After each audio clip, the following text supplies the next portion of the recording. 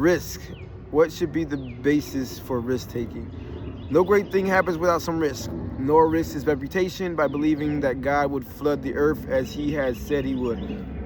Abraham left his home and country to go where God sent him. Those who walk close to God have evidence based on their past experiences that God is real and active in their lives and of those who love him.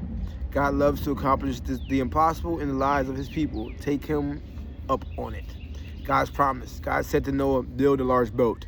I thought he said an ark, but all right, a large boat.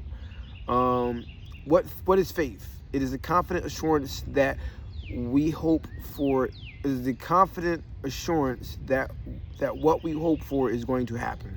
It is the evidence of things we cannot see. God gave his approval to people in days of old because of their faith. It was by faith that Noah built the ark to save his family from the flood. It was by faith that Abraham obeyed God when called him to leave home and go to another land that God would give him as his inheritance. Abraham believed that God would keep his promise. Hebrew 11, 1-2, 7-8, and 11.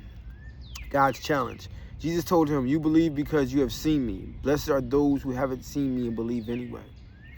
This is a big one. Trusting God and risks. Here's another risk. What must a risk taker be prepared to do? You should be ready to risk your resources, reputation, and even some relationships in order to be faithful to God. Joshua and Caleb, unlike the other spies, were willing to risk everything because they trusted God's promise more than their human fears. God had already promised the Israelites the land.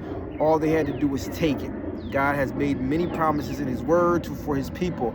Will you take the risk of moving ahead and claiming them, or will you lose heart and miss the blessings God has in store for you? God's promise, God's response.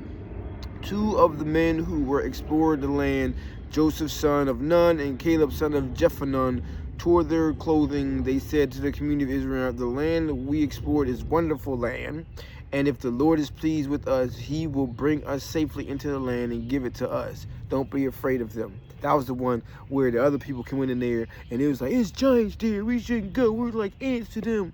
And it was like, dang. And then other people went and said, man, listen, God said we could do it, we could do it. So it's like, whose report will you believe? You know what I mean? Oh, God's promise. Caleb would see this land because he has followed the Lord completely. I will give to him and his descendants some of the land he walked over during his scouting mission. See, you trust God, he'll bless you. Deuteronomy 1:36.